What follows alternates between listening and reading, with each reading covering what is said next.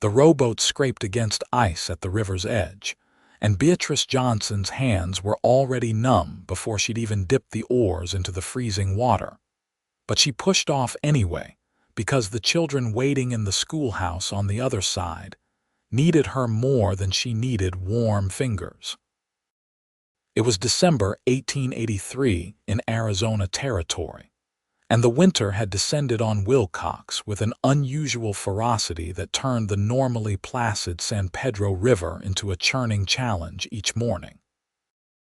Beatrice had been making this crossing for 3 months now, ever since she'd accepted the teaching position at the newly established schoolhouse on the east side of the river. She lived with her aunt on the west side, in the cluster of homes that made up the older part of town, and each day she rowed herself across because the bridge had washed out in the October floods, and nobody had the funds or the manpower to repair it before spring. The oars bit into the dark water, and Beatrice pulled with steady strokes, her breath coming out in white clouds that dissolved into the gray morning air. She was 22 years old, had come from Missouri to live with her Aunt Margaret after her parents had died of fever the previous year, and she was determined to make something of herself out here in this harsh, beautiful territory. Teaching was the respectable path for an unmarried woman, and she threw herself into it with a dedication that left little room for the loneliness that sometimes crept up on her in the evenings. As the boat cut through the current, Beatrice kept her eyes fixed on the far shore, where she could just make out a figure standing near the landing. He was there every morning, the cowboy who waited. She'd noticed him the first week she'd started rowing across, just a silhouette against the dawn, and at first she'd thought it was coincidence. But he appeared every single day, standing in the same spot, watching her make the crossing. It had taken her 2 weeks to realize he was waiting to make sure she arrived safely. His name was Vincent O'Connor, and she'd learned it from the mercantile owner's wife, who seemed to know everything about everyone in Wilcox. Vincent worked at the Triple Bar Ranch about 5 miles east of town, breaking horses and managing cattle, and he rode into town most mornings to pick up supplies or check on business for his boss. But according to Mrs. Patterson at the mercantile, he'd been coming in earlier than necessary lately, always at dawn, always to the riverbank. The boat bumped against the eastern shore, and Beatrice secured the oars, preparing to step out onto the muddy bank. Before she could stand, a gloved hand appeared in her line of vision, extended toward her in offering. "Morning, Miss Johnson," Vincent O'Connor said, his voice rough from the cold but warm nonetheless. Beatrice looked up at him, meeting his eyes for perhaps the 3rd time since this ritual had begun. They were gray, like the winter sky, but there was a kindness in them that made her chest tighten in a way she didn't quite understand. He was probably 25 or 26, tall and lean in the way of men who worked hard for their living, with dark hair that curled slightly at the edges beneath his worn hat. "Good morning, Mr. O'Connor," she replied, placing her cold hand in his warm one and allowing him to help her from the boat. His grip was steady and sure, and she felt the strength in it even through both their gloves. "Getting colder each day," he observed, not releasing her hand immediately but using his free one to make sure she had her balance on the slippery bank. "River's going to freeze solid if this keeps up." "Then I suppose I'll walk across," Beatrice said, trying for lightness even as she wondered at the flutter in her stomach that his continued touch produced. That might be dangerous, ice breaking up underneath. His brow furrowed with what looked like genuine concern. "Maybe you should consider staying on this side until spring. I'm sure someone in town would rent you a room." Beatrice gently extracted her hand from his, reaching back into the boat for the satchel that held her teaching materials and her lunch. "My aunt needs me in the evenings. She's not well, and I'm all the family she has." This was true enough. Aunt Margaret suffered from rheumatism that had worsened with age, and while she was capable of caring for herself during the day, she relied on Beatrice for help with the heavier tasks and for company during the long winter nights. Vincent nodded, accepting this, but the concern didn't leave his eyes. "Then I'll be here every morning to watch you cross, and every evening if I can manage it." "You don't have to do that," Beatrice protested, even as something warm bloomed in her chest at the thought. "I know I don't have to," Vincent said simply. "I want to."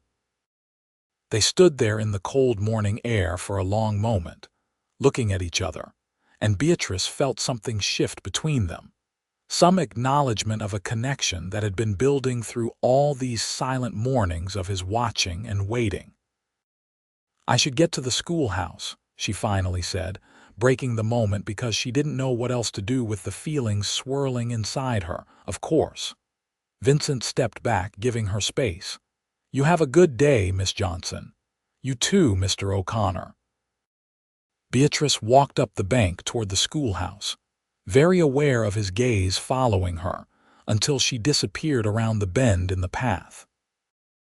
When she glanced back from the corner, he was still standing there, a solitary figure against the winter landscape, and she felt her heart do something complicated in her chest. The schoolhouse was a simple building, one room with a pot-bellied stove and rough-hewn benches for the 15 children who attended. Beatrice arrived early to light the fire, wanting the room warm for her students, and as she worked she found her thoughts drifting repeatedly to Vincent O'Connor and the quiet way he'd said he wanted to make sure she was safe.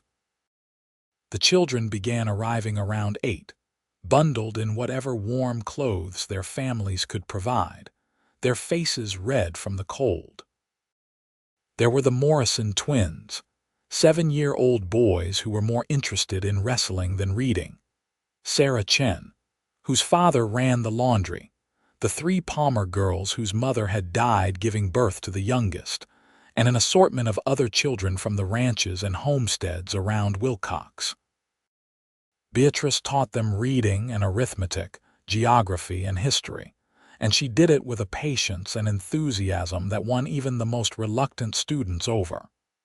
Teaching gave her purpose, filled the empty spaces that grief had left behind, and she poured herself into it completely.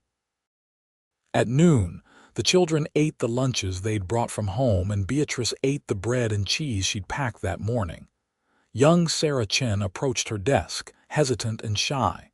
"Miss Johnson, madam?" "Yes, Sarah. My pa wanted me to ask if you'd come to dinner Sunday. He wants to thank you proper for teaching me to read." Sarah twisted her hands together nervously. "I told him how I read the whole newspaper last week, and he was mighty pleased." Beatrice smiled warmly at the girl. "That's very kind of your father. I'd be honored to join you for dinner." Sarah's face lit up, and she scurried back to her seat, clearly pleased with herself. Beatrice made a mental note to prepare something small to bring as a gift, perhaps some of the preserves Aunt Margaret had put up in the fall. The afternoon passed with lessons in geography, Beatrice describing places she'd seen in Missouri and others she'd only read about in books. The children listened with varying degrees of attention, and when 3 o'clock came and she dismissed them for the day, they scattered like leaves in the wind, eager to be home before full dark fell. Beatrice tidied the schoolhouse, banked the fire, and gathered her things. The walk back to the river took 15 minutes, and as she crested the small hill that overlooked the landing, her steps faltered. Vincent O'Connor was there again, standing in nearly the same spot he'd occupied that morning, his horse ground tied nearby. Her heart picked up speed as she approached, and she was grateful for the cold that gave her an excuse for her flushed cheeks. "Mr. O'Connor," she greeted him, aiming for a tone of polite surprise. "Don't you have work to attend to, finished for the day?" he replied easily. Thought I'd make sure you got back across safe. You're going to freeze waiting here like this. I've been cold before." He smiled slightly, the corners of his eyes crinkling. "This isn't so bad." Beatrice didn't know what to say to that, so she moved to her boat and began preparing it for the return journey. Vincent moved to help without asking, steadying the small vessel as she climbed in. "Miss Johnson," he said suddenly, just as she was reaching for the oars. "Would you allow me to call on you sometime? Properly, I mean. I'd like to take you to dinner or to the social next month if you'd be willing." Beatrice's hand stilled on the oars. She looked up at him, at the earnest expression on his weathered face, at the vulnerability in his eyes that his casual posture couldn't quite hide. "I barely know you, Mr. O'Connor," she said softly, but it wasn't a rejection and they both knew it. "Then let's remedy that," he suggested. "Let me court you, Miss Johnson. Let me show you the kind of man I am." The river lapped against the sides of the boat, a gentle sound in the stillness. Beatrice thought about the lonely evenings ahead, about the way her heart had started anticipating these brief moments at the river's edge, about the careful way he always made sure she was steady before he let her go. "I live with my aunt on the west side," she said finally. The white house with the blue shutters, 2 streets back from the old mission church. Vincent's face broke into a genuine smile, transforming his features from merely pleasant to something that made Beatrice's breath catch. "I know it. Would tomorrow evening be too soon? Around 7. "Tomorrow would be fine. I'll be there." He stepped back from the boat. "Be careful crossing." "I always am." Beatrice rowed back across the river as the sun began to sink toward the horizon, painting the sky in shades of orange and pink.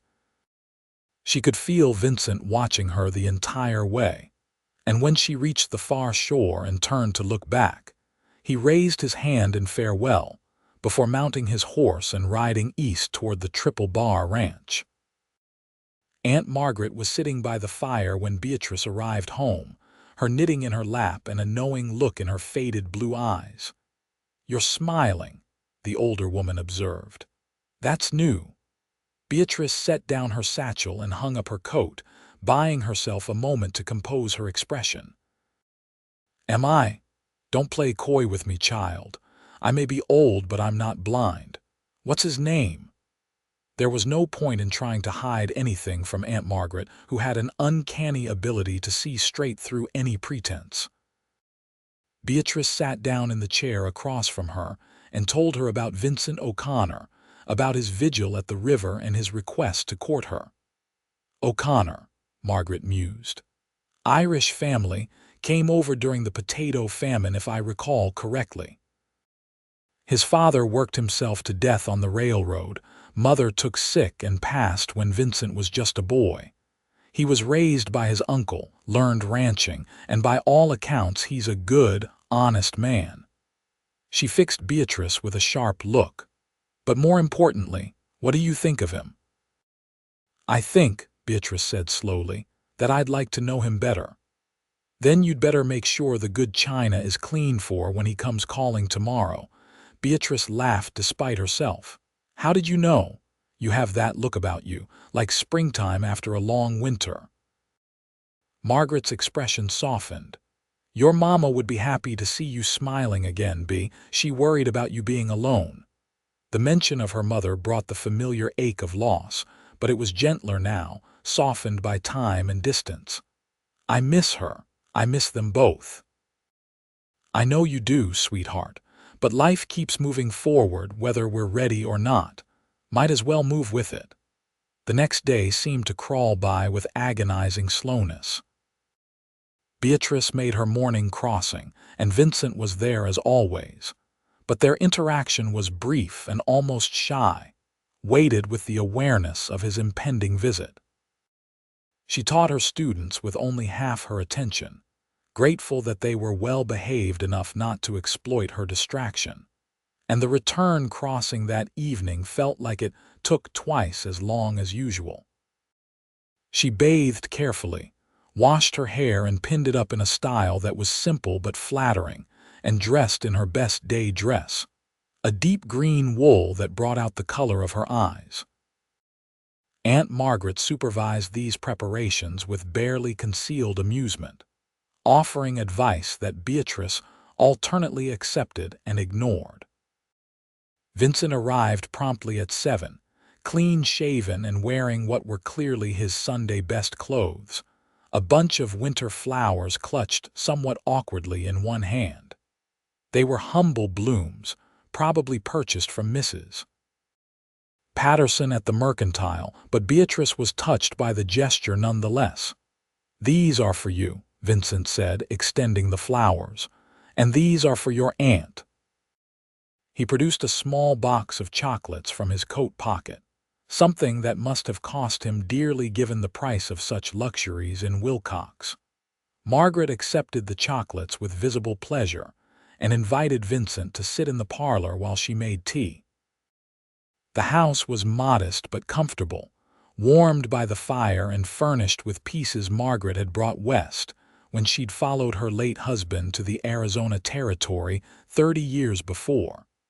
For the first few minutes, conversation was stilted and awkward. Vincent sat stiffly in the chair, his hat balanced on his knee and Beatrice perched on the settee, hyper-aware of every movement she made. But then Margaret returned with tea and somehow, with her gentle questions and easy manner, she broke through the initial discomfort and got them talking. Vincent told them about his work at the Triple Bar, about the horses he trained, and the satisfaction of seeing a wild animal learn to trust. He spoke about growing up rough after his parents died, about his uncle who'd been stern but fair, about his dreams of someday having a small spread of his own. "Nothing grand," he said, warming to his subject as he forgot to be nervous. "Just enough land for some cattle, a good house, maybe a few horses, somewhere to put down roots." "That sounds wonderful," Beatrice said sincerely. "Do you think you'll stay in this area? I like it here. The land's harsh, but it's honest, if that makes sense. You know where you stand." He looked at her with an intensity that made her pulse quicken. "And lately, I've found even more reason to want to stay." The meaning was clear, and Beatrice felt heat rise in her cheeks. Aunt Margaret made a small sound that might have been a cough or might have been suppressed laughter. "Tell us about Missouri, Beatrice," Margaret said smoothly, steering the conversation to safer waters. "I'm sure Mr. O'Connor would like to hear about where you're from." So Beatrice talked about her childhood in a small town outside St. Louis, about her father's work as a clerk and her mother's beautiful garden, about the school she'd attended and her decision to become a teacher. She spoke carefully around the grief of losing them both, but Vincent seemed to understand what she wasn't saying, his expression sympathetic and kind. "It's hard leaving behind everything you knew," he said quietly. "I remember when my mother passed, felt like the world had lost all its color for a while." "Yes," Beatrice whispered, "exactly like that." Their eyes met and held, and in that moment of shared understanding, something deepened between them. It wasn't just attraction, though Beatrice was certainly attracted to him. It was recognition, a sense of kinship with someone who understood loss and loneliness and the courage it took to keep moving forward. Vincent stayed for 2 hours, and when he finally took his leave, he asked if he might call again. "I'd like that very much," Beatrice told him, and meant it with her whole heart. Over the following weeks, Vincent became a fixture in their lives. He called twice a week in the evenings, always bringing some small gift, always polite and respectful. On Sundays, he began attending the church services, sitting in the back pew where he could see Beatrice and her aunt in their usual spot, 3 rows from the front. After services, he'd walk them home, carrying Margaret's Bible and Beatrice's prayer book, making conversation that gradually became easier and more natural. And every single day, no matter the weather, he was at the river. Morning and evening, whenever he could manage it, Vincent O'Connor stood on the eastern shore and watched Beatrice make her crossing. When the temperature dropped even further, and ice began forming along the edges of the river, he brought a rope and showed her how to tie it to the boat so he could help pull her to shore if the current proved too strong. "You worry too much," Beatrice told him one particularly frigid morning in January, but she was secretly pleased by his concern. "Can't help it," Vincent replied, securing the rope with practiced efficiency. "You've become mighty important to me, Miss Johnson." They'd been courting for over a month, but he still called her Miss Johnson, maintaining a careful propriety that Beatrice found both frustrating and endearing. She wanted to tell him to call her Beatrice, wanted to close the formal distance between them, but something held her back.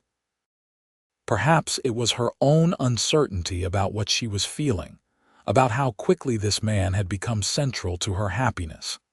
In late January, the church held its winter social, a gathering designed to break up the monotony of the cold months and give the community a chance to come together.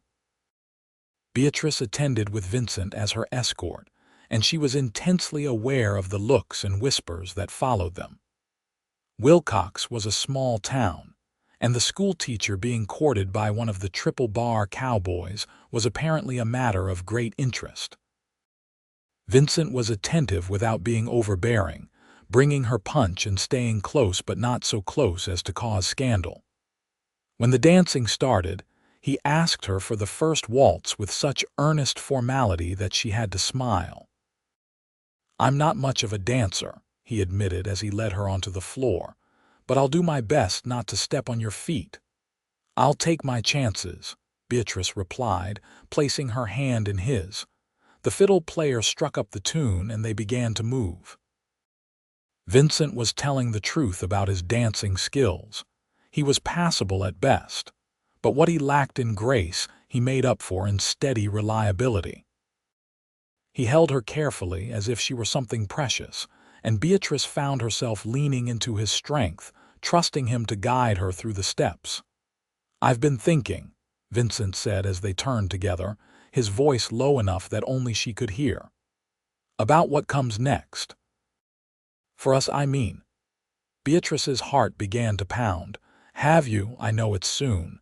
We've only been keeping company for 6 weeks.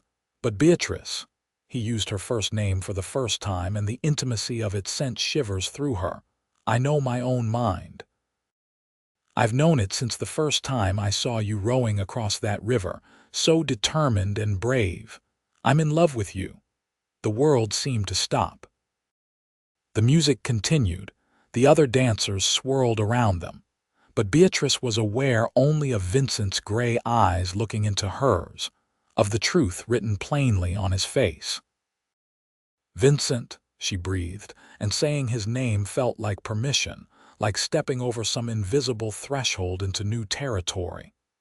"You don't have to say anything yet," he continued quickly. "I know you need time and I'll give it to you however much you need, but I wanted you to know. I wanted you to understand that my intentions are serious.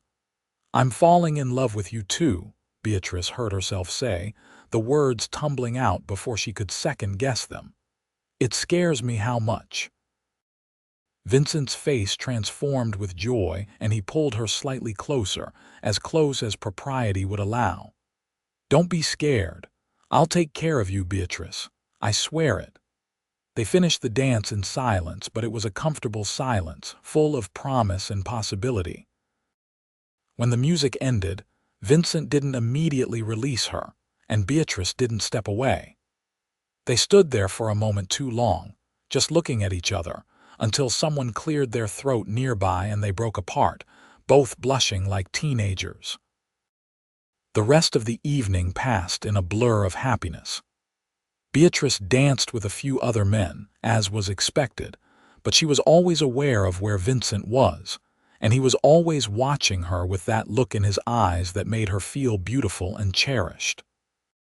On the ride home, With Aunt Margaret dozing in the back of Vincent's borrowed wagon and a blanket tucked around her against the cold, Vincent reached over and took Beatrice's gloved hand in his.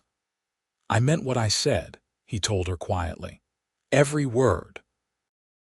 "I know," Beatrice replied, squeezing his fingers. "I meant it too." February brought no relief from the cold. If anything, the weather worsened, with storms blowing in that made the river crossing treacherous. Twice, Vincent convinced Beatrice to stay on the east side overnight, arranging for her to stay with Mrs. Patterson at the Mercantile while he rode to the west side to inform Aunt Margaret that her niece was safe. "This can't continue," Margaret said one evening when Vincent had come for dinner. They'd just finished eating, and the three of them were sitting around the fire. "Beatrice, you're going to catch your death rowing across that river every day. And Vincent, you're spending half your time riding back and forth making sure she's safe instead of doing your work." "I don't mind," Vincent said immediately. "I know you don't, but that's not the point." Margaret fixed them both with a knowing look. "Seems to me you two need to make some decisions about your future. The bridge won't be repaired until spring at the earliest, which means months more of this dangerous arrangement." Beatrice and Vincent looked at each other, and Beatrice saw her own thoughts reflected in his eyes. They'd been moving towards something, circling around the question of marriage like two people afraid to be the first to jump. "Mrs. Jenkins," Vincent said formally, turning to Margaret, "I'd like your permission to marry your niece." It was abrupt and unromantic, but somehow perfectly Vincent. Beatrice felt her heart swell with affection for this man who was so honest and straightforward, who said what he meant and meant what he said. Margaret smiled. "You have my permission and my blessing, but I think you'd better ask Beatrice, don't you?" Vincent stood and crossed to where Beatrice sat, dropping to one knee in front of her chair.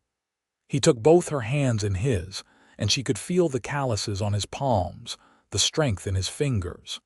"Beatrice Johnson, I'm not a rich man and I can't promise you an easy life. But I can promise you this. I will love you with everything in me for all the days I have. I will work hard to provide for you, to give you the kind of home you deserve. I will stand by you through whatever comes, the good and the bad. Will you marry me?" Beatrice looked down at his earnest face, at the vulnerability and hope written there, and she didn't hesitate. "Yes," she said clearly. "Yes, Vincent, I'll marry you." He surged up and pulled her into his arms, holding her tight against him, and Beatrice wrapped her arms around his neck and held on just as tightly. She could feel his heart pounding against hers, could feel the slight tremor in his hands as he stroked her back. "I love you," he whispered against her hair. "God, Beatrice, I love you so much." "I love you too," she whispered back, and it felt like the truest thing she'd ever said. Margaret discreetly disappeared into the kitchen, giving them a few moments of privacy. Vincent pulled back just enough to cup Beatrice's face in his hands, his thumbs brushing across her cheekbones. "I don't have a ring yet," he said apologetically. "I'll get you one, I promise, the prettiest one I can find." "I don't need a ring right now," Beatrice assured him. "I just need you." He kissed her then, gentle and sweet, and Beatrice felt like she was falling and flying at the same time, dizzy with happiness and the newness of this physical intimacy. When they broke apart, both breathless, Vincent rested his forehead against hers. "When?" he asked. "How soon can we marry?" "We should observe a proper engagement period," Beatrice began, but Vincent groaned. "How proper are we talking?" 6 months. "Because I don't think I can wait 6 months, Beatrice. Not when I want to wake up next to you every morning and fall asleep beside you every night." The rawness in his voice sent heat flooding through her. "A month," she suggested. "We'll marry in a month. That's enough time to make the necessary arrangements and still be respectable." "A month," Vincent agreed, pulling her close again. "I can manage a month. Barely." They told Margaret when she returned from the kitchen, and she hugged them both with tears in her eyes. "Your mother would be so happy for you," she told Beatrice. "She always worried you'd be alone, but you found yourself a good man, sweetheart. What about you?" Beatrice asked, sudden concern striking her. "I can't leave you here by yourself. Don't be silly. I've been taking care of myself for longer than you've been alive." But Margaret's expression was fond rather than annoyed. "Besides, you'll only be on the other side of the river. You can visit all you like once that bridge is fixed. You'll come stay with us sometimes," Vincent said firmly. "We'll have room, I promise. I've been saving money, and I've got my eye on a piece of land north of the Triple Bar. It's not much yet, just 40 acres, but there's a good stream running through it and enough grazing for a small herd. We can build a house there, big enough for a family." The way he said family with such hope and certainty made Beatrice's chest tight with emotion.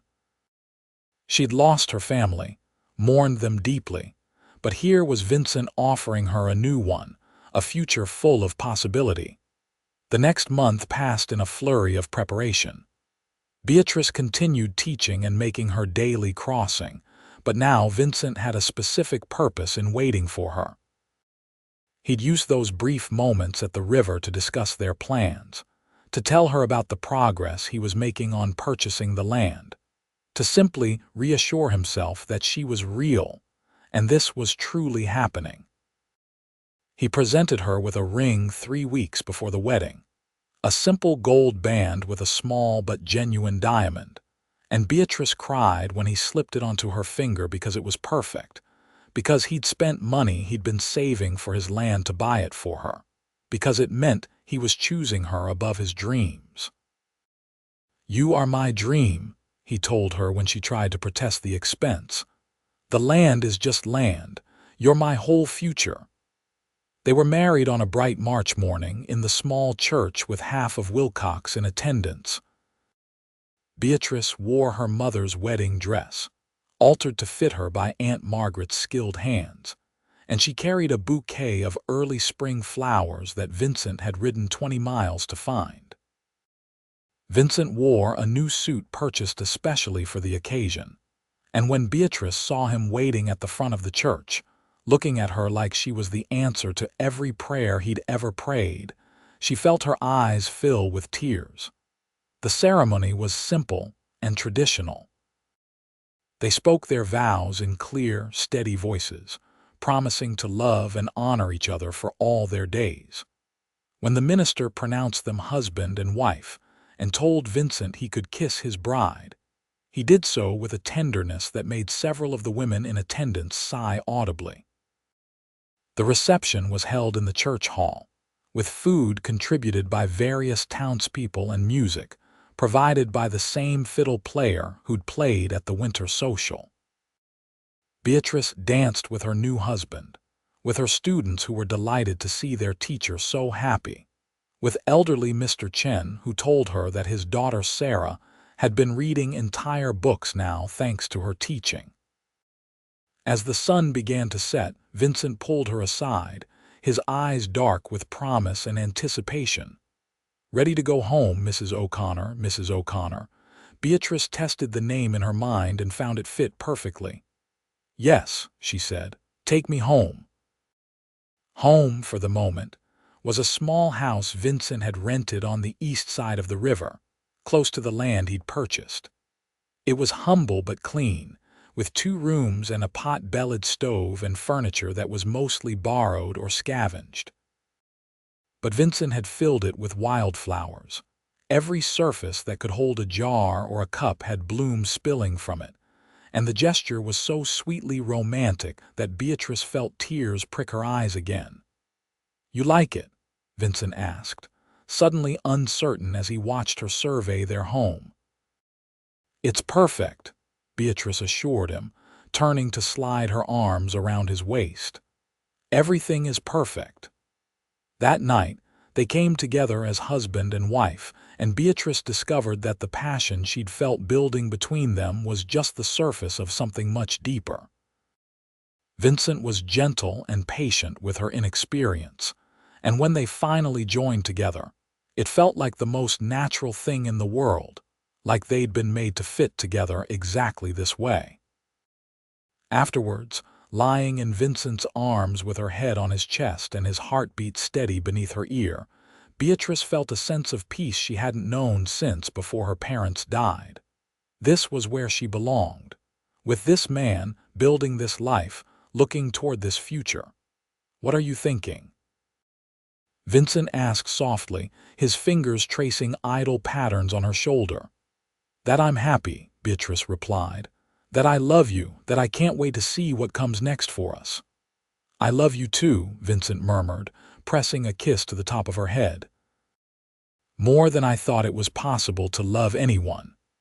The next morning, for the first time since she'd started teaching in Wilcox, Beatrice didn't have to row across the river. She woke in her husband's arms in their home on the east side, and when she walked to the schoolhouse, it took her only 10 minutes instead of the usual half-hour that included the crossing. But she found she missed the river a little, missed those quiet moments at dawn with just her and the oars and the water. The river had become part of her story, the place where she'd first noticed Vincent watching, where their courtship had been bookended by his faithful vigil. In a strange way, she was grateful for the washed-out bridge, for the necessity that had created the ritual that had brought them together. Spring arrived gradually, warming the land and coaxing green things from the earth. True to his word, Vincent began building a house on their 40 acres, working evenings and weekends with help from some of the other ranch hands. It would be ready by summer, he promised, a real home for them to start their family in. Beatrice visited Aunt Margaret regularly, rowing across the river in the opposite direction now, from east to west. Margaret was doing well, had even struck up a friendship with Mrs. Patterson from the Mercantile, and the two older women could often be found taking tea together and discussing the town gossip. "How's married life treating you?" Margaret asked one afternoon when Beatrice had come for a visit. "Wonderfully," Beatrice replied honestly. "Vincent is everything I could have hoped for and more. He's kind and hardworking, and he makes me laugh. I didn't expect that, the laughter. But he has this dry sense of humor that catches me off guard." "Your mother would have liked him," Margaret said, and it wasn't the first time she'd said it, but it still made Beatrice's throat tight with emotion. "I wish they could have met him, both of them." "They know," Margaret said with the certainty of someone who'd lost her own spouse years ago and had made peace with it. "Wherever they are, they know you're happy and loved, and that's all they ever wanted for you." In May, the bridge was finally repaired, a joint effort by several of the townspeople who donated time and materials. There was a small celebration when it was completed, and Beatrice and Vincent walked across it hand in hand, marveling at how solid it felt after months of making the crossing by boat. "Things will be easier now," Vincent observed. "Safer for you when you visit your aunt." "I know," Beatrice agreed, "but part of me will miss the boat, miss those mornings on the river." Vincent stopped in the middle of the bridge and turned to face her, pulling her close. "Those mornings on the river gave me you. I'll never forget standing there in the cold, watching you row across, falling more in love with you with each stroke of the oars. You were so brave and so determined, and I thought, that's the kind of woman I want beside me for life. I noticed you, you know," Beatrice confessed. "Even those first few days when I pretended I didn't. I'd look up and see you there, and I felt safer knowing you were watching over me." They kissed on the new bridge, in full view of anyone who cared to look, and Beatrice felt the rightness of it down to her bones. This was her life now, this man and this place and this future they were building together. The house was finished in July, a solid structure with 3 bedrooms and a real kitchen and windows that let in the morning light. Vincent had built a porch that wrapped around 2 sides, and Beatrice immediately envisioned sitting there in the evenings, watching the sunset over their land. They moved in on a Saturday, with help from friends who brought housewarming gifts and stayed for a celebration dinner. Aunt Margaret came too, declaring the house beautiful and the land promising, and she hugged Vincent tightly and told him she was proud to call him family. That night, alone in their new home, Vincent and Beatrice christened every room, laughing and loving and dreaming out loud about the life they'd fill this house with. And when they finally collapsed into their bed in the largest bedroom, exhausted and happy, Beatrice felt a wave of gratitude wash over her for the series of events that had led her here. If her parents hadn't died, she wouldn't have come to Arizona Territory. If the bridge hadn't washed out, she wouldn't have started rowing across the river. If Vincent hadn't decided to wait and watch over her, they might never have spoken, never have discovered this love that felt as essential as breathing. "What are you thinking about now?" Vincent asked, echoing that first night they'd spent together as husband and wife. "About how everything that happened, even the hard things, led me to you," Beatrice said softly. "About how grateful I am for that." "Me too," Vincent replied, gathering her close. "Every step of the way, even the painful ones, brought us here, together." Summer turned to fall, and Beatrice continued teaching while Vincent built up their small herd of cattle and broke horses to sell. Life settled into a comfortable rhythm, work and rest, and the simple pleasure of being together. They attended church on Sundays, had dinner with Aunt Margaret once a week, participated in the life of Wilcox's small but growing community. In late September, Beatrice realized she'd missed her monthly courses. She waited another week to be sure, then allowed herself to hope, to imagine. When she was certain, she told Vincent over dinner, simply and directly. "I'm with child," she said, watching his face carefully. "The baby should come in the spring." Vincent set down his fork very carefully, his expression stunned. "Are you sure?" "As sure as I can be. I'll see the doctor next week to confirm, but yes, I'm quite certain." He was around the table in an instant, pulling her up into his arms, holding her so tightly she could barely breathe. When he pulled back, there were tears on his cheeks. "We're going to have a baby," he said wonderingly. "You're giving me a family, Beatrice. A real family." "We're making one together," she corrected gently, wiping away his tears with her thumbs. "You and me." The pregnancy progressed normally, though Beatrice had to stop teaching in January when her condition became too obvious to hide. She missed her students, but found herself surprisingly content to stay home, preparing for the baby and managing their household. Vincent was almost comically attentive, constantly worried that she was overdoing it, bringing her little gifts and treats from town, talking to her growing belly when he thought she was asleep. Aunt Margaret came to stay with them 2 weeks before Beatrice's due date, determined to be there to help when the baby arrived. The three of them spent quiet evenings together, Margaret knitting tiny garments and telling stories about Beatrice's mother, Vincent reading aloud from the newspaper or discussing his plans for expanding their herd. The baby came on a warm April morning after a labor that was long but not unusually difficult.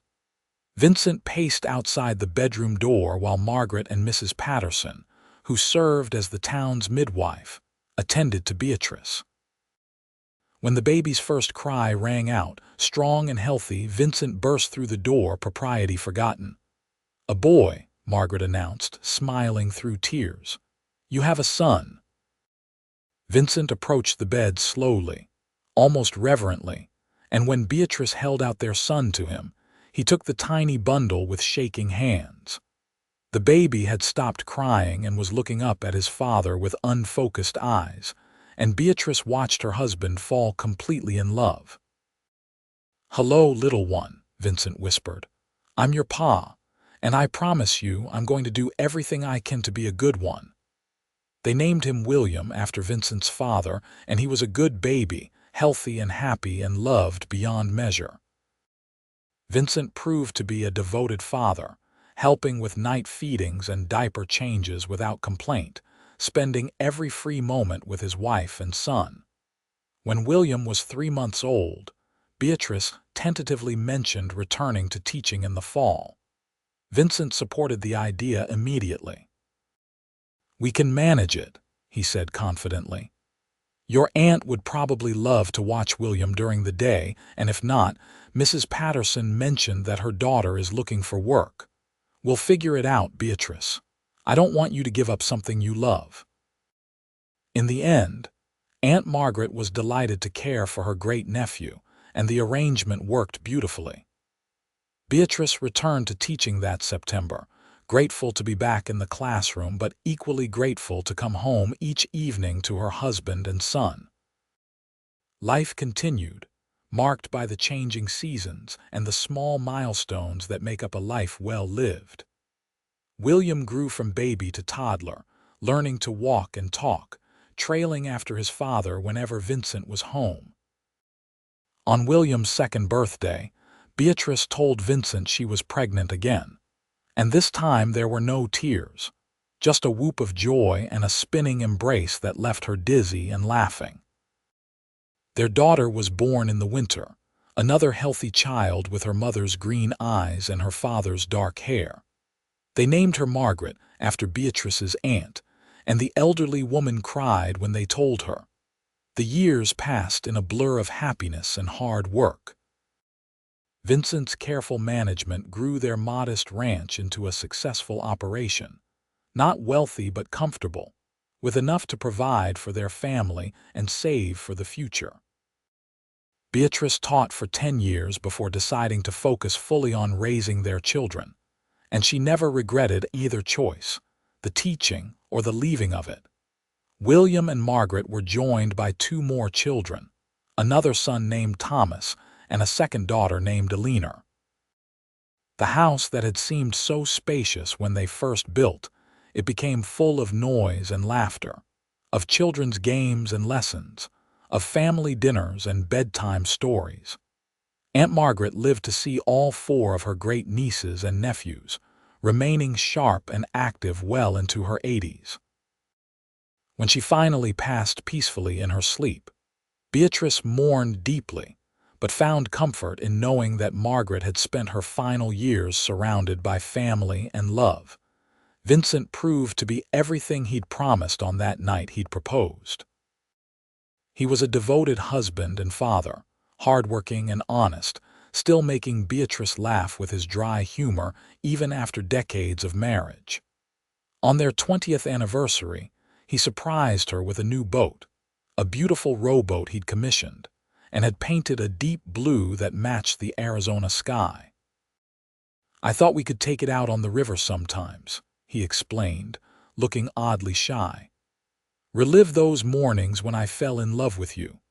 They did take it out on quiet Sunday afternoons when the children were occupied elsewhere.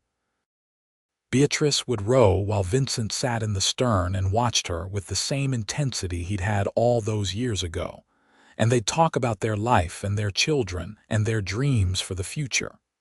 The children grew and eventually left home, one by one, to pursue their own lives. William took over the ranch, marrying a sweet girl from town and giving Vincent and Beatrice their first grandchildren. Margaret became a teacher like her mother, moving to Tucson but visiting often. Thomas joined the railroad, and Eleanor married a lawyer and settled in Phoenix.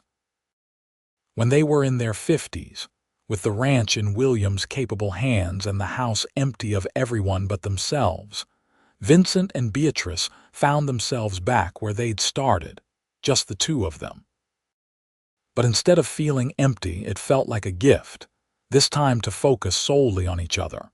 They traveled a bit, taking the train to California and even back to Missouri so Beatrice could see where she'd grown up. But they always came back to Wilcox, to their land and their home and the river that had been the setting for the beginning of their love story. On a cold December morning, nearly 40 years after Beatrice had first started rowing across the river, they walked down to the landing together. The bridge was still there, solid and reliable, but Beatrice's blue boat was tied to the bank, waiting. "Want to go for a row?" Vincent asked, offering his hand. "In this cold?" "We're too old for such foolishness," Beatrice replied, but she was already taking his hand, already moving toward the boat. They settled in together, Beatrice taking the oars out of habit. Her hands were older now, marked with age spots and the wear of a life fully lived, but they were still steady as she guided the boat out into the current. Vincent watched her from the stern, his gray eyes as warm as they'd been when he was 25 and waiting for a brave young schoolteacher to notice him. "I love you," he said, the same words he'd been saying for 40 years, and they sounded as fresh and true as the first time. "I love you too," Beatrice replied, pulling on the oars, moving them across the water. "Thank you for waiting for me, all those mornings in the bitter cold just waiting." "I'd do it again," Vincent said simply. "I'd wait forever for you, Beatrice. You were always worth it." The river flowed around them, the same river that had brought them together, and Beatrice felt the full weight of her gratitude for this life she'd been given. For the love of this good man, for the family they'd created, for every moment of joy and sorrow and ordinary beauty they'd shared. When they reached the far shore, Vincent helped her from the boat with the same careful attention he'd shown that very first morning.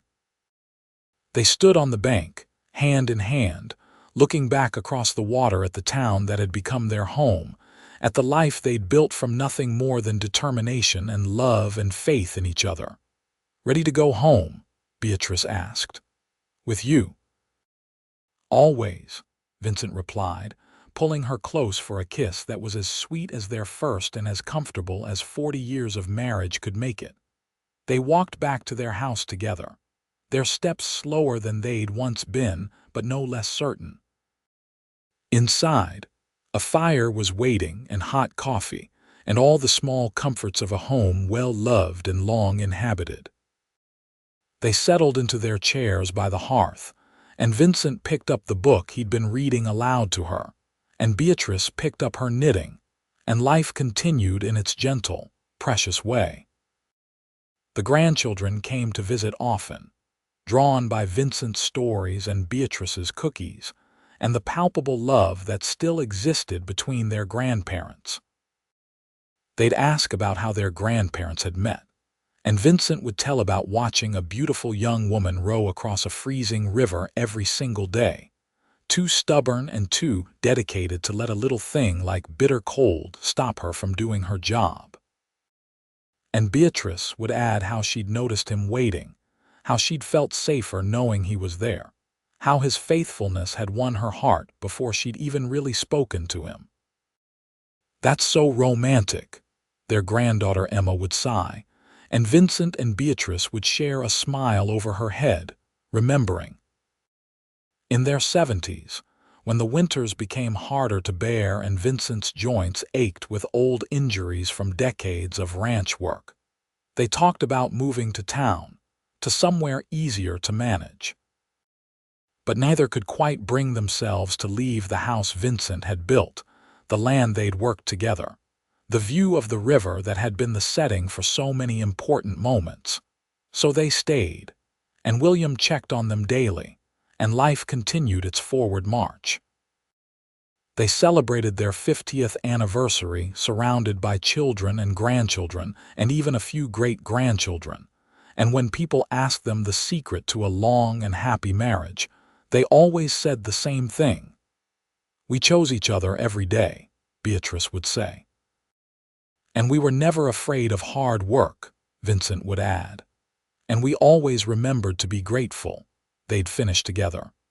Beatrice passed first in her sleep at the age of 78, with Vincent holding her hand and their children gathered around. Her last words were, "I love you," directed at Vincent, and his response was immediate and automatic. The same words he'd been saying for more than 50 years. Vincent followed her 6 months later, unable or unwilling to continue without his other half. He died in the same bed, in the house he'd built for her, with her photograph on the nightstand and their wedding rings intertwined on the chain he'd worn around his neck since her passing.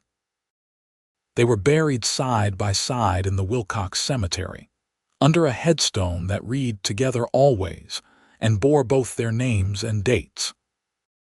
And if you went to the river on a cold morning and looked very carefully, you might see the shadow of a young woman rowing across with determined strokes, and a young man waiting faithfully on the other shore, watching to make sure she made it safely across. Because some love stories don't end with death.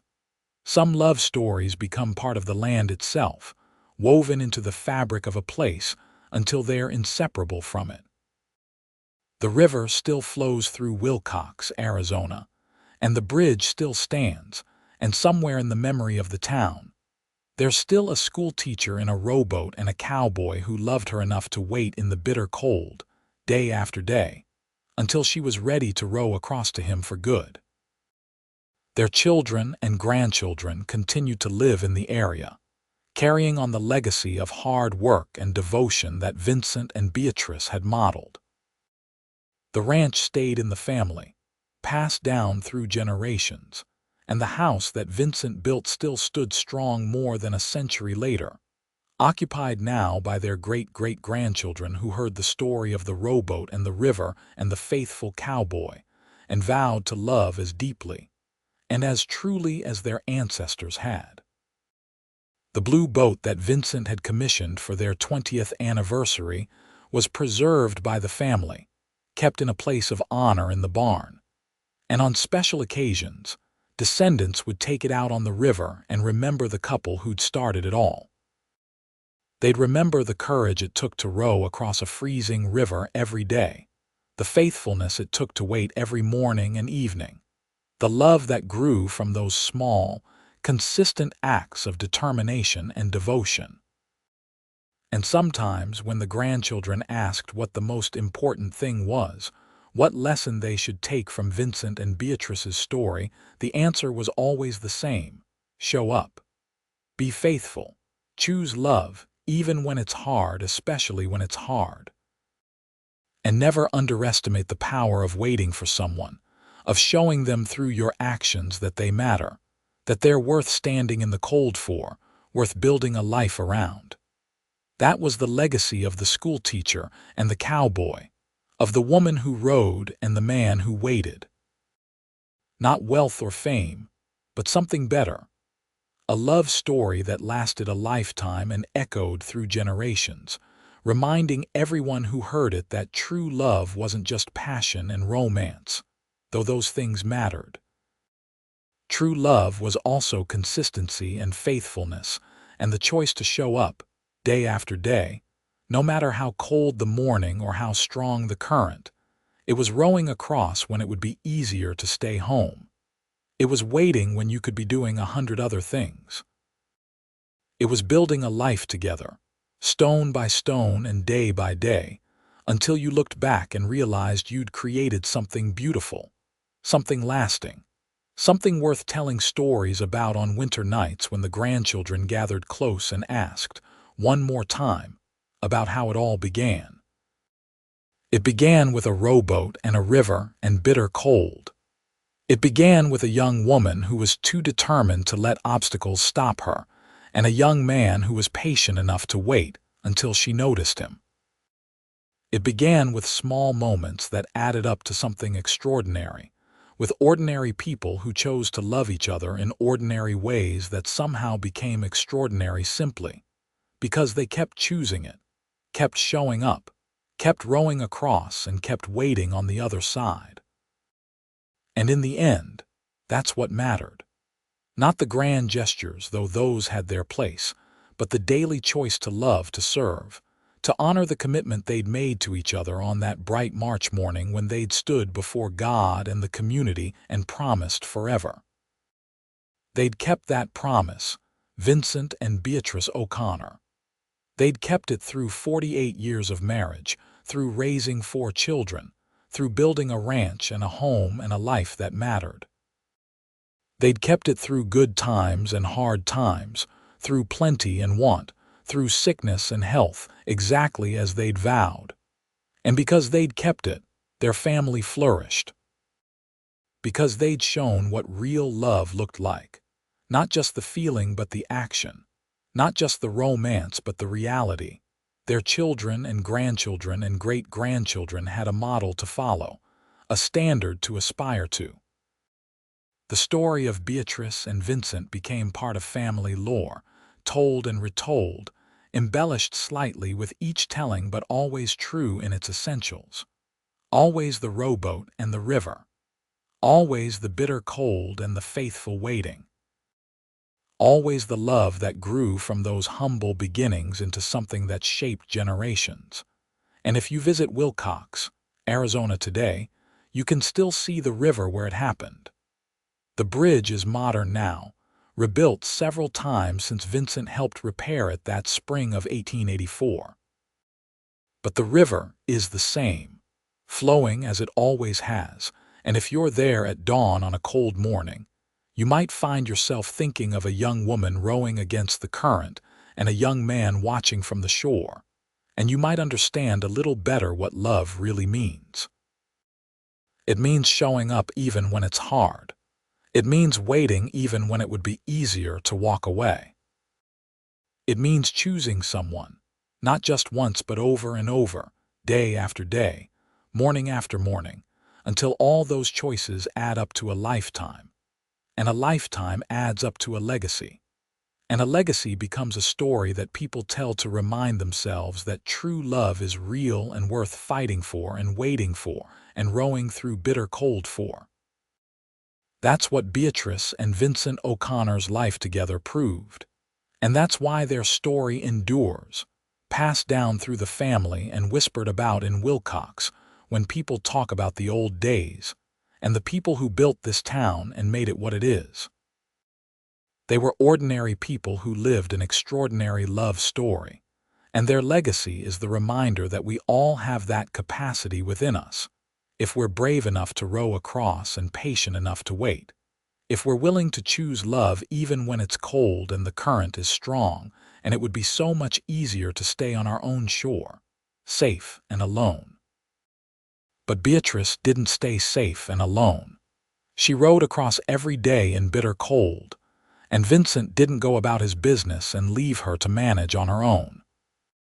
He waited on the other side, morning and evening, until the day came when she was rowing for him, toward him, to him, ready to build a life together that would be worth remembering long after they were gone, and it was worth remembering.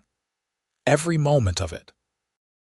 Every hard morning and every joyful evening, every challenge overcome and every triumph celebrated. All of it mattered. All of it added up to something beautiful. All of it proved that love, real love, the kind that lasts, is built not on grand gestures but on the daily choice to show up, to wait, to row across the cold river because someone on the other side matters more than the comfort of staying put. That was their gift to their family and to everyone who heard their story. The knowledge that love like that was possible, that it was worth pursuing, that it could be built and maintained and passed down like the precious inheritance it was. And so the story lived on, generation after generation. The schoolteacher and the cowboy, the rowboat and the river, the bitter cold and the faithful waiting. All of it preserved and cherished and remembered as the foundation of a family that learned from their example what it meant to truly love someone for a lifetime and beyond.